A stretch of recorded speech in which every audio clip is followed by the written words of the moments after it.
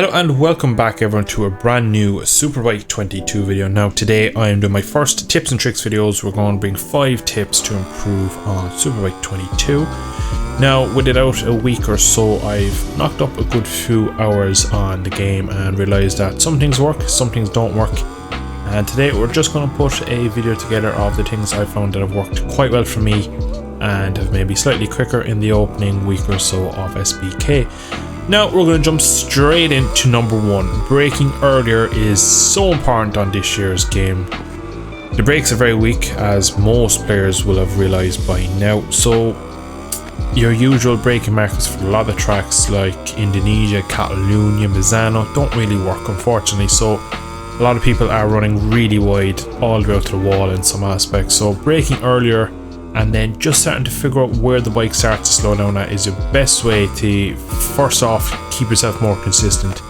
I had a huge difficulty to try and figure this out when I first got the game. I just couldn't understand why the brakes were so bad, and I just kept running on, running deep, and you're just giving away free lap time with that. Now tip number 2 is, it's a bit unfortunate really, it's more of a game breaking bug that you're trying to avoid. It's avoid the curbs. The curbs are absolutely terrible on this year's game. You've probably heard me talk about them in every other video I've made on SBK 22 so far. But the way I treat curbs in SBK is the track limit. If you go over the curb, you lose your lap. Pretty much you cannot touch them. Some of them you can touch in fairness, but it is not worth the gamble. It is like Russian roulette when you go on a curb. It will send you to the moon with no reason why. Personally, I find using white line to white line the best on just staying away from the curbs. Even the ones that seem to be friendly have a two-faced nature, so just avoid them at all costs.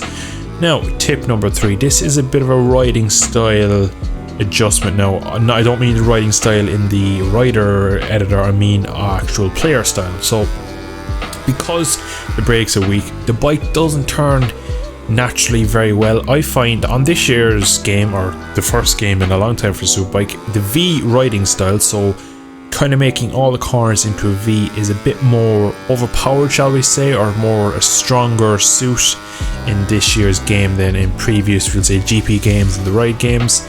Braking in a slightly earlier apex, squaring the corner off, the bike likes to rotate on the rear, very like MotoGP 21, and in that sense it is good to be able to turn the bike, get it up out of the corner. I find a lot of time can be made up in using this kind of V'ing the corner off instead of these flowing lines, which is a bit of a shame really, because I'm naturally more of a Lorenzo like, and this is more of a Marquez style where you kind of brake a little bit deeper, just go slightly wider at the middle of the corner, get the bike turned, get it back up and straight out. On the screen you'll see some examples of me showing it off, and personally I think it's the way to go on this game currently in the way the bike turns, and especially in the braking, and also the fact that the rear wheel really breaks traction quite easily regardless of your traction control setting, and it's just a good way to turn the bike. Also, it can look a bit better than the rear end sliding around on entry trying to get it stopped. It's better to make it into a V, I think, just looks better.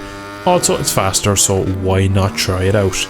Now, tip number 4 is quite important. It's probably tip 4 and 5 are going to stop you crashing as much. I've had a big issue with this game with the braking, like I've mentioned, so I found straight line braking, which is tip number 4, is very, very, very important. Now, I cannot stress how important this is. If you try to trail brake it too early or turn in while the bike is sideways, it likes to kind of have a head shake and the rear end bounces around, pushes it wide, it can throw you off. And I find straight line braking, also releasing the brake earlier and trying to roll the bike in while not trail braking as much, it's kind of hard to get your brain around, because a lot of people like to hold the brake all the way to the apex and release it to turn it. But if you kind of double this up with the V riding style, kind of brake in, release it, go just a touch wide, turn on the rear and power out, it's quite a strong strategy. But you'll see in the clips here that I'm braking very much in a straight line and just leaving the bike do all the work and just trying to get it settled. As you release the brake and turn in, the bike will naturally react a bit better than when you're braking hard at a bit of lean angle and then the bike starts to move, and then the harder you brake, the more it wants to go straight. It's just a mess. So straight line braking is the way forward on this game. And tip number 5, the final tip in today's video, is slow downshifting. Now this of course only applies to players that run manual gears, but I found on this year's game pretty much going back to tip 4, if you don't use straight line braking, or if you brake on an angle and you downshift quite fast, the rear end likes to break traction, very similar to MotoGP 21. Now this means the rear end will step out, push the front and make it even harder to turn, and topple this up with a very aggressive braking style. You will have a very bad time on Superbike 22 even.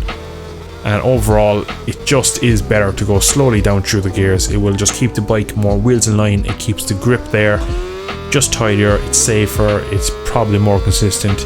Now it's maybe a tiny bit of time in downshifting a bit quicker, but then you are playing with the knife that it could at any moment spit you off, it could force you wide, and unfortunately it's just better to downshift slower, and pretty much it's quicker overall in the race than over one lap or in one corner. So I hope you have enjoyed today's 5 tips for Superbike 22. Let me know down in the comments if you have any tips you could give other players, and going forward, what sort of content would you like to see on this game? At the moment, career mode, as you've seen in my review, is completely broken. I would like to start it, but I kind of feel like I'm wasting my time considering it doesn't work. I've kind of thought about going and doing a championship, maybe starting as January last and trying to win the championship from last, not doing any qualifying. Then again, I presume championship mode probably will be broken with the races being like time trial sessions, so again I've kind of been turned off it. So at the moment there's not very much content coming out on my channel with the new SBK game, unfortunately, just because all the kind of content I want to make, the game is kind of broken in that sense, and unfortunately I can't really do it. But anyway, that is it for today's video. If you did enjoy, drop a like down below, subscribe to see more, and should catch you all in not so distant future. Thanks for watching, bye bye.